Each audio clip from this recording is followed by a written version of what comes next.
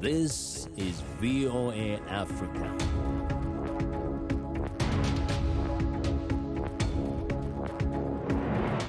Hello, I'm Esther Githui-Ewart. It's Tuesday, April 20th. Welcome to Africa 54.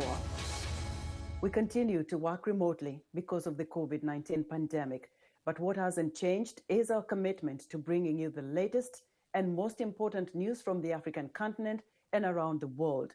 This is today's Africa 54. We begin with breaking news. Chad's President Idriss Deby has died while visiting troops on the front line of a fight against northern rebels, according to an army spokesman. This comes the day after Deby was declared the winner of a sixth term in office. Deby's campaign said on Monday that he was headed to the front lines to join troops battling terrorists. Rebels based across the northern frontier in Libya attacked a border post on election day and then advanced hundreds of kilometers south across the desert. The late Deby, 68, came to power in a rebellion in 1990 and had been one of Africa's longest-serving leaders. In northern Mozambique, a brutal insurgency has forced hundreds of thousands of terrified civilians to flee their homes, many of them women who lost their husbands in the violence. Andre Baptista reports on their struggles from two camps for displaced people in Cabo Delgado province. VOA's Amancio Villansculos narrates. Muaziza Adrisse huddles in a tent, caught up in pain and uncertainty. I just cry. Until now, I cry. The 38-year-old has grieved since her husband's death last year when armed men caught and beheaded him in the Mozambican village of Ngorongoro. There were so many attackers. They were armed with guns and machetes.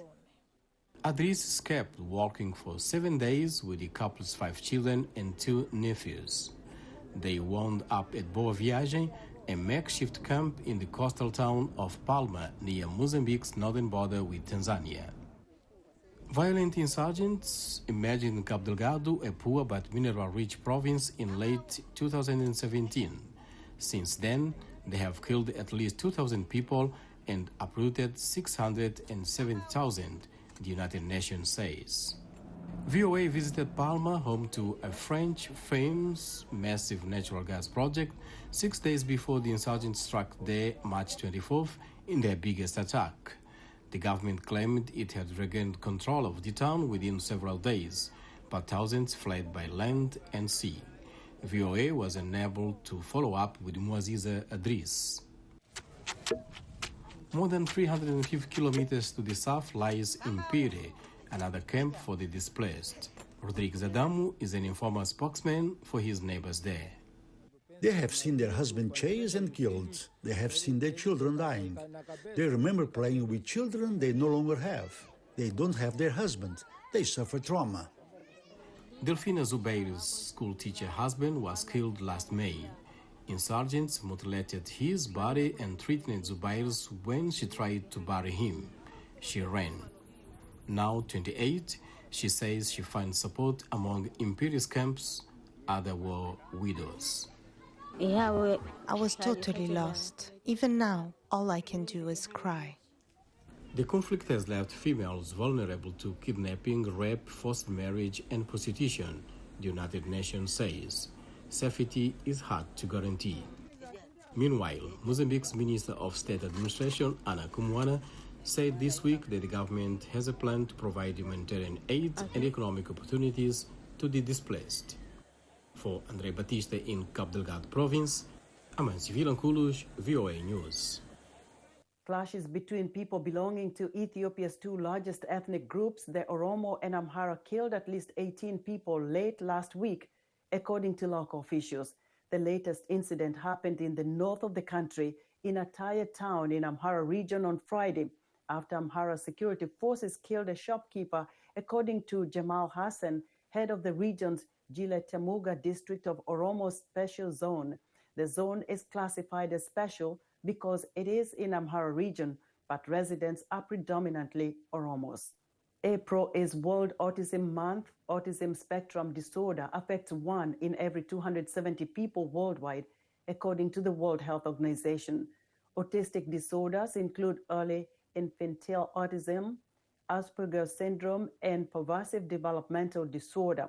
Autism poses a special challenge in Africa, where many parents are confronted with a lack of diagnosis and adequate resources. Various myths and misunderstandings also complicate access to proper care. Africa 54 health correspondent Lino Mudu spoke with Susan Kwizera-Gakwavu, behavior assistant and founder of New Life Autism Foundation, who shares some of the main issues surrounding the condition in Africa and steps to help those who live with autism, especially during the COVID-19 pandemic. Autism is a complex developmental disability that hinders, children from way back to 2 years and up.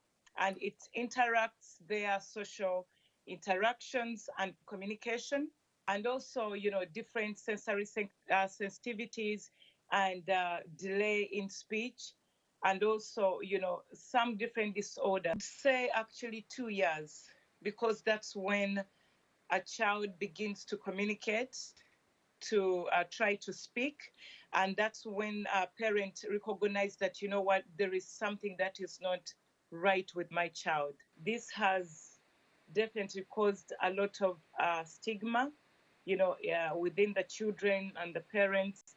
And I think because of that, they tend to leave these children into their home. We need to continue do the awareness, because through my experience, I've seen a lot of changes when you open up with the parents and talk about it. To be honest, they don't know what it is. And what they go with is what people are saying, that so-and-so's child is bewitched or is cursed or is mad, And one thing I've also seen, they end up taking these children into those hospitals that mentally, yet they're not supposed to be there. We all know what COVID has done. It has affected each and every one of us in different ways. But when it comes to those special children, it's a big challenge, mentally, emotionally. So they are affected in so many ways. And this has really caused a lot of dysfunctioning in families. And it's a big challenge in Africa. One of the things that I've seen now, not like we could do it everywhere, but is sending the therapists to their homes at least once a week. Go visit them, take a walk with them, financial help. Remember, everything was closed. They don't have food, So those are the things also that we were able to support with those families. That was Susan Kwizera-Gakwavu, behavior assistant and founder of New Life Autism Foundation, speaking with Africa 54 health correspondent Lino Mudu. The top brass of the Ugandan People's Defense Forces played 2 friendly soccer matches with members of the media. The Friday matches were aimed at improving army media relations after some journalists were beaten by army troops in the run-up to the January elections. Halima Thumani reports from Kampala. This was no ordinary match. Guns and boots filled the Philip Omondi football grounds. The majority of spectators were dressed in army fatigue. The no-nonsense military police, feared by both the public and media, cheered loudly as the match between military generals and the heads of several media outlets kicked off. The army generals, decked out in white and blue shirts, were led by the Chief of Defense Forces, General David Muhozi. The media team was dressed in neon green and grey and led by owners of media houses, Nation Media, the New Vision Group, and several others. General Muhozi says the match was meant to consolidate and strengthen their relationship with the media, given what he called the various highs and lows in their interactions. No. We are not apologizing for anything. We are saying that we are partners. The other day you scratched me, I scratched you back. But bottom line, we are partners. We are in this together. We can't avoid each other. We are in each other's faces every day. So what better way to strengthen our partnership than through such light moments? The first match between media managers and army generals ended 3-1 in favor of the media. A second match between field reporters and a team of captains, colonels and lieutenants ended with the media side winning again, 3-0. The media may have been the better team Friday, but previously have been mercilessly beaten with batons and sticks by the same army. The last encounter was in February when several journalists were beaten as they covered a march by the National Unity Platform to deliver a petition to the UN Human Rights Office in Kampala. The party was protesting arrests, abuses and detention of their party members. Robert Sempala, the national coordinator of the Human Rights Network for Journalists, says Friday's marches were a good starting point for better relations. They've been beating us and we are running away. They beat today, we run away again. And we are running to nowhere. So we thought we would have a convergence point to talk these issues out, to build trust, and that must be mutual trust, and to lay a foundation upon which we can relate. Abubakar Lubowa was among journalists who walked out of a security press conference on December 28th after the army declined to apologize for beatings of journalists. He spoke about the football match. It's a step that we are taking. We are not saying that all is going to be well, but we are hopeful that after this, at least we'll have built some relationship, at least we'll have something in common that unites us. It is yet to be seen if the cheers, handshakes and unity displayed on the football ground will translate into safe and non-violent days ahead, especially for the media when these same boots hit the ground again. Halima Athmani for VA News, Kampala, Uganda. It is now up to a jury to decide the outcome of the trial of former Minnesota police officer Derek Chauvin, who is accused of murder and manslaughter in the death of George Floyd. VOA's Jesusame Ani has our report. Following 3 weeks of testimony, the murder case against former police officer Derek Chauvin in the death of George Floyd is now up to the jury. Prosecutors made their final pitches Monday for jurors to convict Chauvin on murder and manslaughter charges. Ultimately, it really isn't that complicated in what it is you have to decide with respect to the excessive use of force and the issue of causation. In fact, it is so simple that a child could understand it. In fact, a child did understand it. Chauvin was captured on bystander cell phone video, pinning his knee on Floyd's neck for more than 9 minutes during an arrest attempt last May. Prosecutors argue that those actions were an unreasonable use of force and ultimately caused Floyd's death. Use your common sense. Believe your eyes. What you saw, you saw. Chauvin's lawyer countered that Chauvin did what any reasonable officer would have done in such a situation. In this case, the totality of the circumstances that were known to a reasonable police officer in the precise moment the force was used demonstrates that this was an authorized use of force, as unattractive as it may be. Nelson also disputed Floyd's cause of death and argued that Floyd's drug use and pre-existing health condition played a role. They just want you to ignore significant medical issues that presented to Mr. Floyd. And the failure of the state's experts to acknowledge any possibility at all, that any of these other factors in any way contributed to Mr. Floyd's death defies medical science, and it defies common sense and reason. The jury has been isolated from the public as they deliberate Chauvin's fate. All jurors must agree for a verdict to be reached. One person on the jury holding out and voting not guilty or saying that they don't see guilt allows what's called a hung jury, and then the client is not convicted. Floyd's death sparked months-long protests across the United States. Communities are once again bracing for a verdict in the case, which many say has become a symbolic test for America's justice system. Jesus Amelni, VOA News, Washington. Minneapolis and other U.S. cities are bracing for possible unrest as the trial of a white former police officer accused of murdering a black man enters its final phase. Mike O'Sullivan reports. On trial, Derek Chauvin, the former police officer accused of murder and manslaughter in the death of George Floyd, an African American.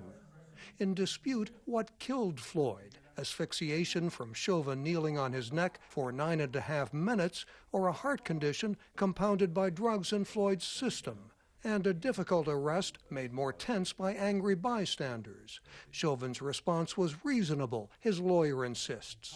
And the standard for a guilty conviction is high, he noted. Beyond the reasonable doubt, it is the highest standard in the law. The prosecutor, in his closing argument, said Chauvin betrayed his badge by using excessive force. We trust the police. We trust the police to help us.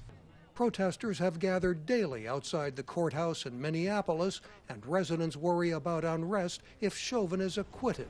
The city is kind of preparing for that to happen right now. They're boarding the buildings up, and the National Guard is out in preparation for the bad news. There are other simmering tensions beyond the George Floyd case. In Chicago, many residents are angry about the shooting by police of a 13-year-old Hispanic boy, Adam Toledo. He was reported to have been holding a gun, but was unarmed and holding up his hands when he was shot and killed March 29th. And Dante Wright, a 20-year-old black man who was fatally shot by an officer during a traffic stop near Minneapolis on April 11th. Police say the officer meant to use her non-lethal taser. One resident says he's sure there are many good police officers, but others are causing problems. And lack of training or racial bias or whatever it is that they, is the motivation behind their actions, kind of ruin it for the good ones. The White House press secretary says President Joe Biden hopes any protests will be peaceful. His view is also that exercising First Amendment rights and protesting injustice is the most American thing that anyone can do. An unpredictable situation, but local authorities say they're ready. Mike O'Sullivan, VOA News. Let us know what you think about Africa 54 and the stories we cover. Join the discussion on Facebook. Our address is Africa 54. We're also streaming our broadcast live on Facebook. Please watch and share our show with your friends. Also check out our headlines 24/7 on voaafrica.com. Still to come, a summit on climate change and President Joe Biden's intent to return the U.S. to the Paris Climate Agreement. We'll be right back.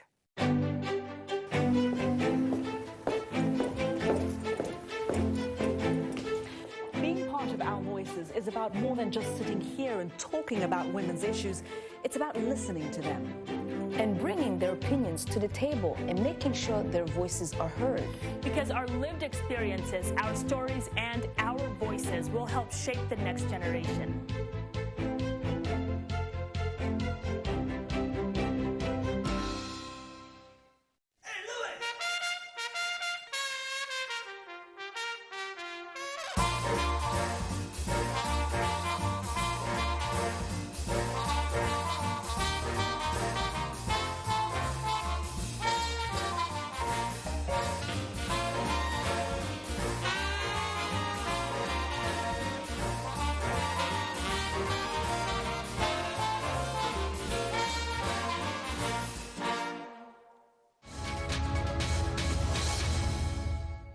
Welcome back to Africa 54. The COVID pandemic has prompted many adults to make big life decisions. VOA's Arturo Martinez follows a family who moved from San Diego, California, to a small town in Nevada in pursuit of a simple life. My name is Luke Derrin. I'm a financial professional. My office is here at home. Because of my working remotely. COVID happened and we're like, all right, everything's shut down. We're going to homeschool. I'm working from in a common space in the condominium common area. And I've been working here since COVID started. Hey, what are you guys doing? You got some books. And this one, I think the bear's going to Lake Tahoe. Yeah. We're moving to Lake Tahoe in Klein Village in Nevada. We're moving out to have a different lifestyle, more nature, simpler lifestyle. What I won't miss is the traffic. And live in the city But then obviously COVID happened. I couldn't have access to all the things that I wanted to. I can't go to the restaurant. I can't even go to the movies. It's a struggle to find a babysitter these days. So I'm living in the city for all these reasons, and I don't have access to it. When I'm at the beach, that's the only time I start to question the move, because I'm like, oh my God, this is so good. I mean, look at it. It's just paradise. People would give their whole life to be able to do what we're doing right now. But then reality kicks in, and if you counted how many times we've been to the beach in the last month. I know, not that many. Not that many. I don't know, I just feel in Tahoe it's easy. The mountain is 5 minutes away, the beach is 5 minutes away, the park is 5 minutes away, the shops are 5 minutes away. But I think for where we are with kids, we want to do things together, and we see that as being a much more possibility if he's working from home and we have everything's closer proximity and a lot more simple. Say bye-bye, son. Bye-bye, son. Bye-bye.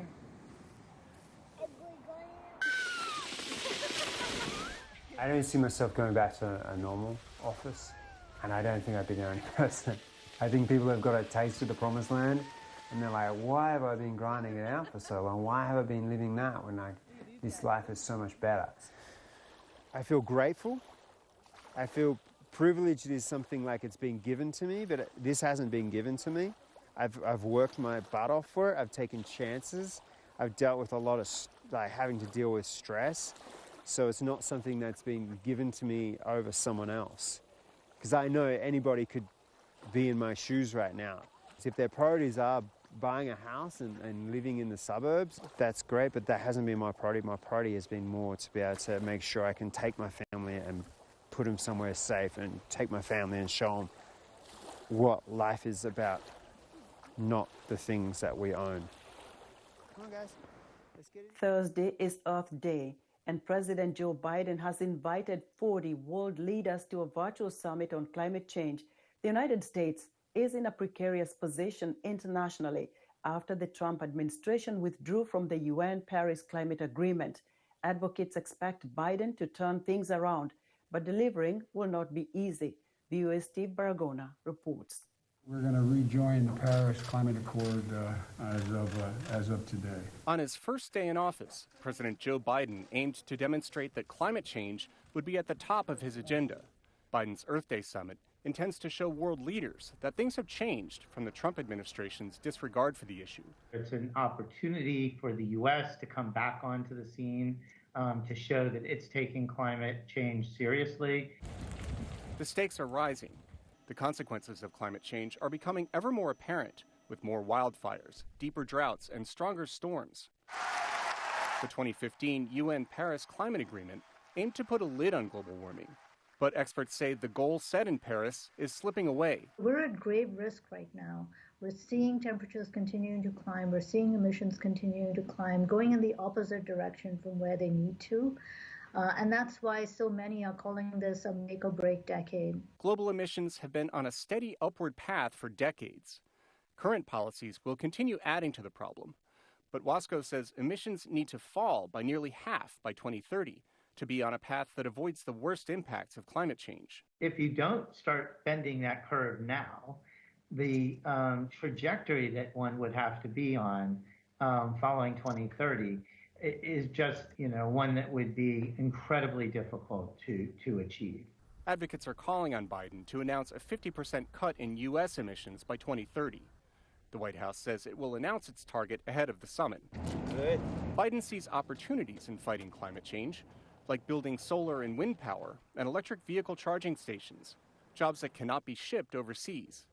It's a cornerstone of his $2.3 trillion infrastructure plan. The American Jobs Plan will lead to a transformational progress in our effort to tackle climate change with American jobs and American ingenuity. But Congress would have to pass that plan, and Republicans are solidly opposed. It is a massive expansion of the government, financed on the backs of the American taxpayers with taxes that will hurt the economy and cost us jobs. It's not clear the United States will make the cuts Biden wants. That weakens the U.S. position globally. Until we can sort out those politics, it's going to be tough for us to claim this leadership mantle internationally on the top line numbers. Meanwhile, eyes are on other major polluters, including China, the world's biggest, and India, a rising source, to announce their climate plans ahead of a major UN conference in Glasgow in November. Steve Baragona, VOA News. NASA, the U.S. space agency, has developed an app that allows citizen scientists around the world to participate in an Earth science project. Here's VOA's Julie Tabo with more. People across the U.S. and around the world are helping scientists at NASA, the U.S. space agency, with an Earth science project. Using an app on their phones, citizen scientists measure the height and width of local trees and share the data with NASA scientists to help them assess the amount of carbon being stored by trees. We're here at Bowling Green State University, and I have Megan Recker. We're going to be doing a tree observation using the Globe Observer app. Are you ready, Megan? Oh, yeah. Participants open the app and select trees from the 4 main tools. Now, in order to get the height of the tree, she's got to start with the base of the tree. Then she'll take a photo of the top of the tree. And then a picture of the entire tree. Megan then walks to the tree, counting her steps to determine the distance. 28 steps. We're going to set our longitude and latitude positions. So now we have the final results, which show that this tree is about 16 meters tall. And now Megan's going to send all her tree data to Globe so that the Globe scientists have access to the measurements that Megan just took. NASA has satellites orbiting the Earth that measure tree heights from space. The data from app users complements NASA's space observations to help scientists better understand the carbon that trees either take in or release into the atmosphere. And so NASA can actually use our data that we've collected from the ground to monitor how good their models are. Are their satellites measuring tree height accurately? Smartphone technology, the stuff we carry in our pocket every day, includes some pretty sophisticated tools that are useful for data collection. And so when we realized that the technology was advanced enough, we were able to combine those into a tool to bring the public into data collection. Using the tree tool inspired nature lover Candace Gosson to organize group hikes in the old-growth forests of Mount Tabor in Portland, Oregon, and get them involved. I bring along the app, I bring along the phone, I explain what we're doing. Not only we talk about tree medicine, but we're also talking about how we collectively together are walking and sharing this information with the rest of the world.